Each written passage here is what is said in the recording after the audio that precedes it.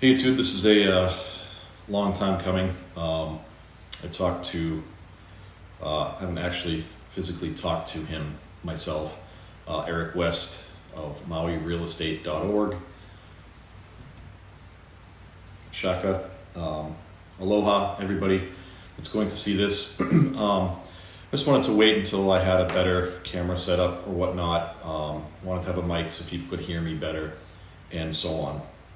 I'm pretty upset at what has happened with Eric recently with regard to Keller Williams. I truly believe that what Eric was doing was for the people of Maui, and just to give you an idea of who he is without really knowing him myself, never having spoken to him. I have commented on his videos, but I've never actually spoken to him in person. He had a small YouTube channel that he used for essentially just for real estate.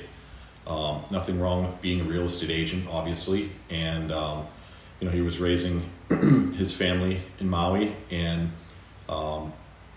essentially living the dream. Maui is a beautiful place, as anybody that's ever been there before knows themselves, and what just happened there is a total tragedy. So what Eric was trying to do was document things, get people to know what is going on there, trying to connect dots, fill the gap, as he says, find the gaps, fill the gaps, let's effing go. I just had to say that because it's funny every time he does. But he meant totally well, and I think what he was doing there was amazing.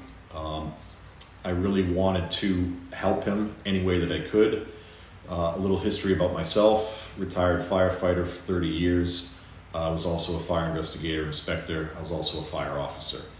So I felt that I could help him in some regards to questions that he had, or things that he was doing in the field to try and get people to understand what was going on. There was some horrible, fake videos, if you will, made about him. I truly believe, call me a conspiracy theorist all you want. I feel like the government was involved, or people trying to silence him. So they created narratives. I've watched all of his videos, and they took bits and pieces of his videos that would just make him look bad. So they create a narrative, and then they just cut bits and pieces of things he's saying through separate videos and piece it all together. Anybody can do that, and created this, here's a narrative, here's what Eric is saying. And it's all horseshit, excuse my language, but because I've watched all the videos, especially the one with the kids. He was very kind to them, laughed with them. He was trying to actually lift their spirits. They've all been through tragedy. They're living at a park at this specific time. And it was tough for everybody. And he was just there again, trying to get the word out, trying to talk to people. Also, at the beginning of all this, nobody had internet connection, and it's still rampant through all of Maui. Lots of people didn't have the electricity for obvious reasons. Barely any cell service, so no way to communicate with the outside world. And he was loaning. He got donated to him. I forget what it's called. Elon Musk makes them. That.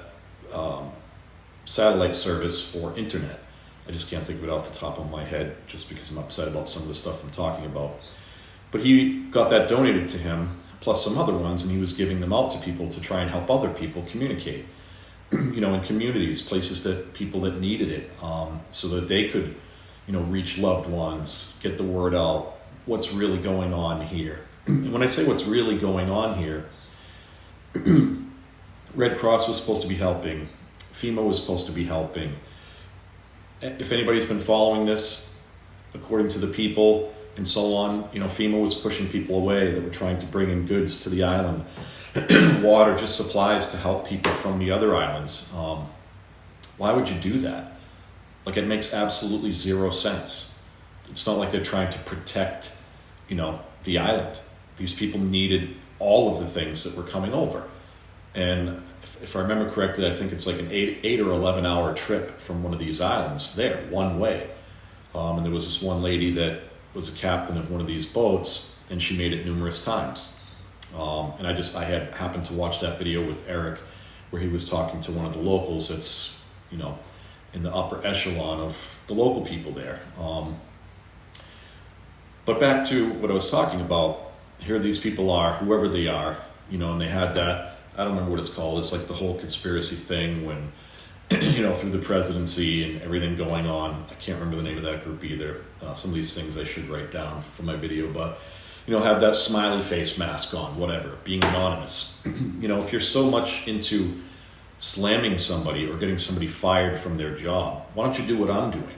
Why don't you come on camera, tell everybody who you are, don't wear a mask, do what Eric did, but instead they'd rather hide behind this fake narrative that they're trying to create to squash somebody that's trying to be helpful, that's trying to actually get the truth out there for the rest of the world to know what's going on and maybe get help, because they still need help. Just because, it's going on 4 weeks now that this horrible event happened, are some people starting to get some help now? Sure, and so on and so forth. But I've watched meetings with the locals, with the governing people there, and they don't go very well at all.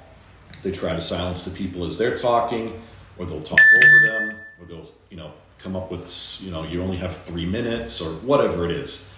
And it's just upsetting because they're not being involved in really anything yet.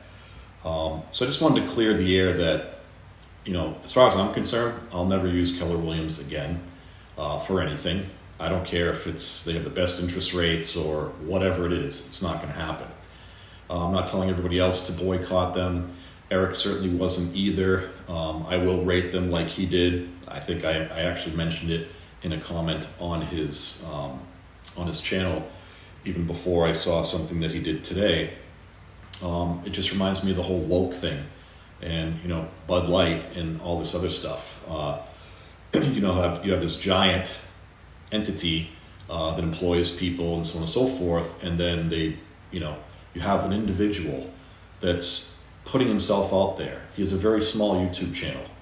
It's larger than mine, certainly is now, but it was very small, and it's the only avenue he had without creating a brand new YouTube channel to get the word out. And the reason that you wouldn't do that, and the reason I'm not going to do it, is because whatever you have for a following, those people, if they appreciate the content of what you're talking about, they'll watch the videos, and then maybe they share them, which is what Eric would say to do, and so on and so forth, to get the word out to more people. But if you have 0 subscribers, the only person listening to you is you. And why people say to like and subscribe is the same reason that I do. So YouTube has an algorithm, and you've heard of ghosting people's accounts and everything else, and it's possible it could happen to mine if I can continue to do this, which I plan on it. But they can ghost you and all this other stuff. But how the algorithm works is if people watch your content and don't just click off right away, the YouTube algorithm picks that up. And then if people seem to stay on and listen to you longer, then it gets spread across more people that aren't even subscribed to you, so that more people that may be interested in this sort of information would have access to it. That's why we always say, please like and subscribe. Liking helps because it's part of the algorithm. Subscribing helps because the more subscribers that you get, the more content you have, they may share it with other people. It's how the world works.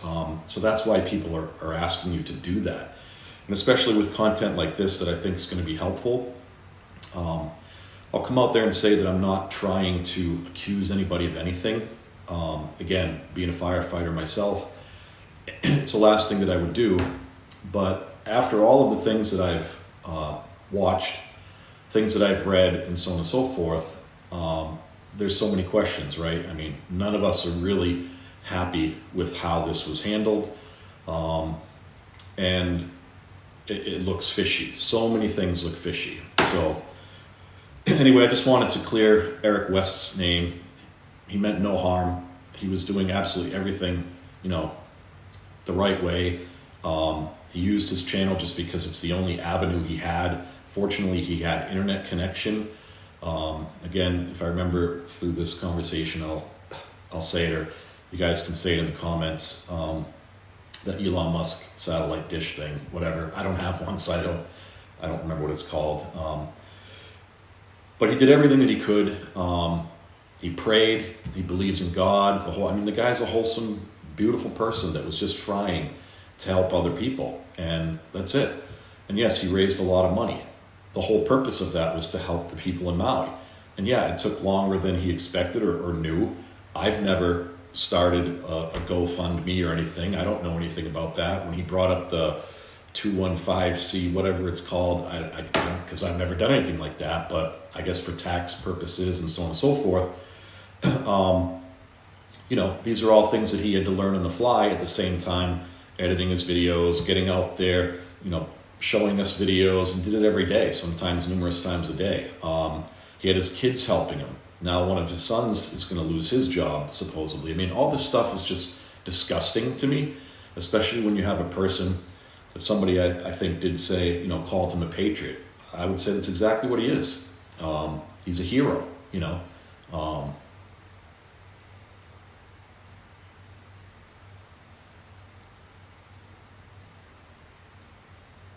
It's just upsetting to me. But I know he's strong. Again, I don't even know the guy, but just proud of what he did. And this coming from, a firefighter, right? We're called heroes all the time, the things that we do and so on. And it's not always just firemen that are heroes, There's plenty of people.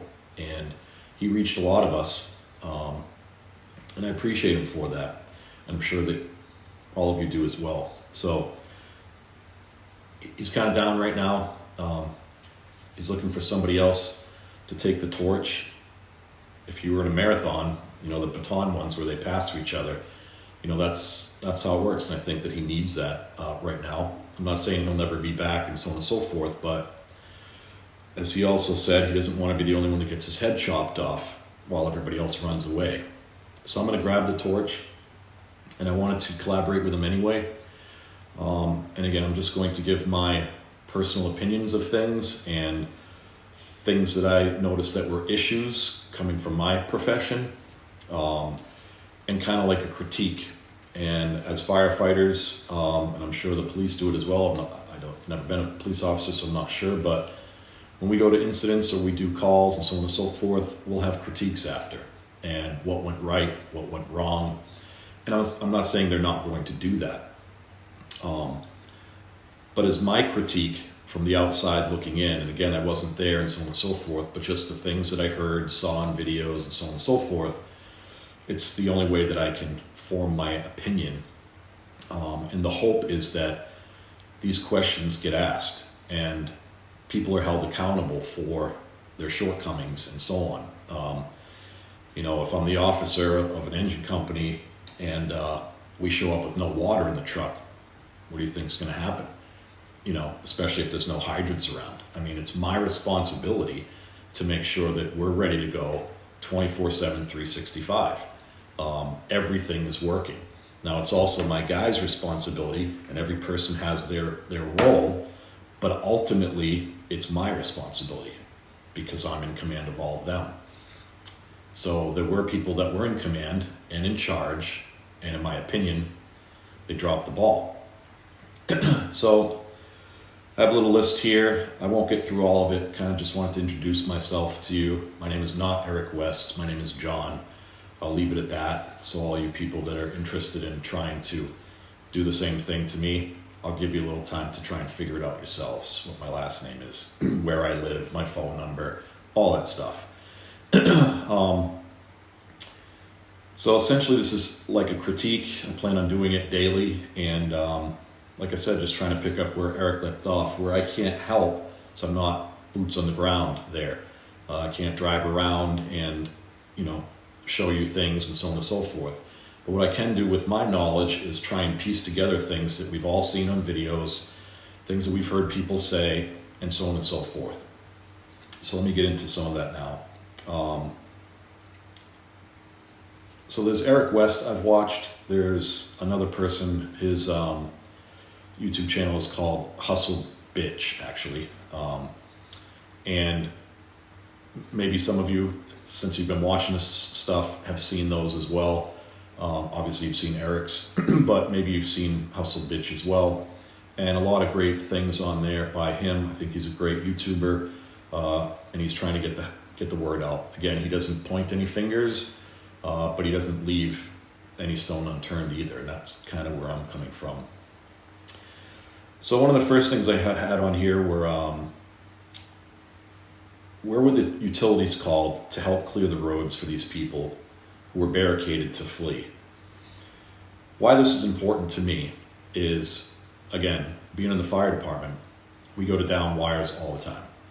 It just happened that in Maui, and I'm sure, I don't know how many fire stations they have around the island. I did know, I thought it was like 6 or 7, maybe it's more. But we deal with that as well as the police department here. We'll be usually the first ones on scene. Police aren't going to do anything but try and keep people away, much like they did in Maui, right? We're essentially going to do the same thing. It's not like we can, do anything to down power lines except keep people away. If they're on fire, the whole thing, we just stand by. It's nothing we can do until the utility company shows up, kills the power. So why I bring this one up first, not as if it's the most important thing, but it's one of the things as being a firefighter that struck me. So in the videos that I watched, you had officers both sides of Front Street blocking people from getting out of Front Street and directing them back towards Front Street. Why? So according to the police, it's because there were down lines. Now, these guys that are in the street, the police officers preventing people from going, I don't think they knew anything other than the power was, or the lines were down. They were told by the chief, according to everything that I've been watching, not to let anybody go through, divert them back. Another video that I watched was of the fire chief. And in this, and I'm glad he said it, because he said even though all of the power was down and so on and so forth, they never lost communication. I'll say that again. They never lost communication. And the police and fire share communication. It was exactly the same where I worked. So the dispatch is for police and fire. So here you are with all these people coming your way. I'm a police officer or a firefighter, right? And they're all coming this way, and I fear that these lines are live. What do you think I would do? And that's what's not really getting out, because people that aren't in, the police department or fire department, they don't know what you would do. Well, I do. So you hop on your radio and you'd say, I got lines down here, so on and so forth. Get me PSNH, get me Eversource, get me whatever the electric company is. And dispatch will dispatch, they will physically call, they need help to shut the power off at such and such place, period, okay? Also, I have a radio that works according to the fire chief, right? It wasn't the police chief that said it because he's too busy being a coroner, and don't get me started on that, but we'll get into that later, probably in another video because I don't want it to be too long. But I have a radio as a police officer. The other guy at the other end of Front Street has a radio. We can communicate with each other, literally, like a walkie-talkie. That's what it is, but way better, way more powerful. Hey, what do you got going down there? So on and so forth. I'm at, the end of Front Street, south side, whatever. You're on the west side, whatever it is, east side, whatever it is. And I'm diverting everybody back your direction because I can't let them get to the highway. Oh, well, I'm diverting everybody back to your direction. How hard is that? How difficult is that to do? To communicate that, right? Not only that, all your communication is being heard by both departments. So dispatch is also hearing this. All of this should also be being recorded. It's supposed to be recorded. Every radio transmission where I worked, and I'm sure it's the same everywhere, they're recorded. So all this will be able to be sifted through later, provided none of it is erased or lost somehow or whatever. But how easy is that? That simple communication. A, call the utility company. Engine 2, calling fire alarm. That would be our dispatch. I need, the utility company here. I got wires down. Fire's heading our way. I can't let the people get through. I need them here yesterday. They repeat what you said. Somebody gets sent there. Or at least you'll get ETA and so on and so forth. Meanwhile, here you are diverting all these people, right? But they just, the line of people just never stop. So where do you think they're going? So again, conversation or communication. Here's the other thing. Dispatch knows that I've got the west side of Front Street shut down. Now they know that. If you've also told them you need utilities there, they know that. Officer B says the same thing. I'm on the west side, or whatever it is. East-west, right? I got, lines down here. I need utility company here to let us know if they're live or not, because these people I can't let on the highway over here, and I'm diverting them back there. Dispatch knows they're being run around in circles, right?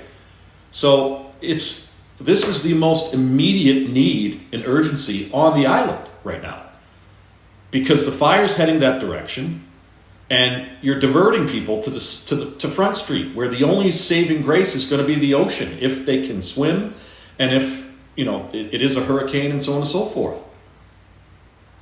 So that to me is a disgrace. The entire situation, disgrace. That could have been dealt with so easily. An immediate response.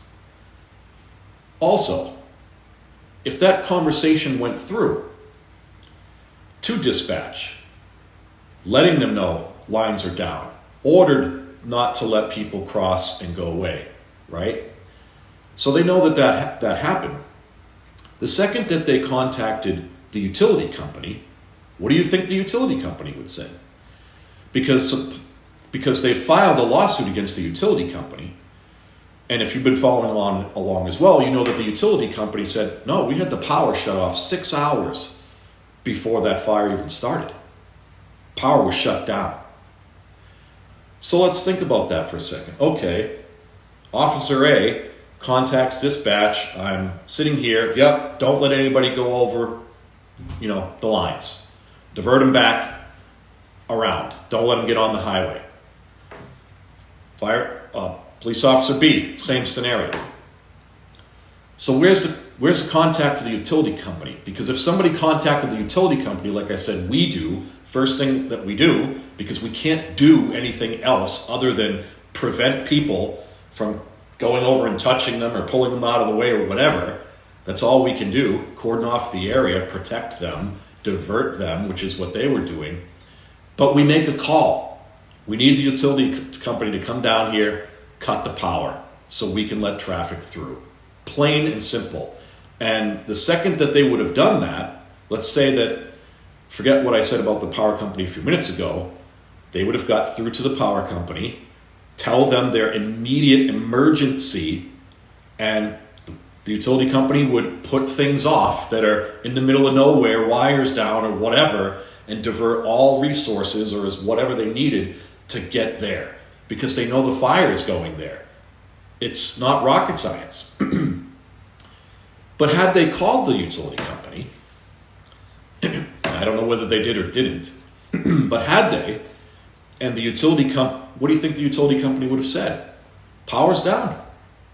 It's been out for 6 hours, or whatever the amount of time lapse is prior to the fire. If the power was out, like they said. So they're being sued as if the power was still on, but they said the power was out. So what I'm trying to get at, this simple situation with all these people trapped there, right, could have been resolved with communication. Officer A and B communicating to dispatch, communicating to the chief that, in my opinion, is in way over his head with everything. We'll get into that in another video. And the whole thing was handled, in my opinion, this situation by itself, ridiculously. Because the call would have went into the utility company. We got people essentially being trapped on Front Street, and we need to know if those wires are live or not so we can get them the heck out of there. That is as simple as a command operation that I can think of. And you got people dying on Front Street. Kids, elderly people, mothers, fathers, families. It's ridiculous. It never should have happened. And what does it? It makes the chief, right? Makes the chief of police look suspect. I'm not saying he is or isn't. But the fact that there's been no conversation about what went wrong just on that situation blows my mind. That could have been resolved. Minutes. Literally. And that's just the first situation. So I guess I have a whole list of things that I want to get through. And the purpose I get, again, is not to point fingers, make blame, so on and so forth. Critique, right? So if we were back at the firehouse or police station talking about this, and this has all been over a long time, what would we have learned from this? Well, you have a radio. You have a radio. Dispatch, you have the radios. Chief, you know what's going on. Supposedly, right? You made the order. Why aren't these people communicating? Why aren't you communicating with the utilities? And why was the power not cut if it was still alive? Or if it was already out, that phone call had been had, so that these officers could be like, oh, there is no power. Okay, everybody, yeah, hurry, get on the highway. Ridiculous. It makes no sense to me. So as a critique, use your radios for what they're for, to communicate. It's simple. Otherwise, just stand there and let everybody die. I guess that's what we should just do, right? That's our job, just prevent them from getting to safety. But no, that's not what our job is. That's not what you're supposed to do. Use the tools that you have to get the job done. And if you don't know what to do, ask for help. Ask. Period. So I think that's enough for this one. Like I said, I have a lot more to go over. Did want to introduce myself. I do want to help take the pressure off Eric. Like I said, wonderful human being, great dad, he just cares about people, you know? And you could tell if the scumbag that made that video, talking about the kids at the park, if they had posted the whole thing, people would have seen Eric for what he was and who he is. Because the kids were making some noise and jumping all over that metal fence, and they were on pogo sticks and all this other stuff, and he's just trying to get the video out. And he's like, should I say something? Not, whatever, have them be quiet. He's like, you know what? They're kids. Let them be kids. You know, they've been through enough, and so on and so forth. That's heart. That's a dad. That's somebody that gets it. And all he did is he walked away further to try and help with the video or the audio for the video, you know. But they wanted to make that bullshit video and just piece together bits and pieces of words that he said that fit their narrative. Cowards. Total cowards. And they would never do it in front of your face. It's always going to be hidden with their little masks on and their fake BS. And I can't wait to see what they're going to do with me. I literally can't.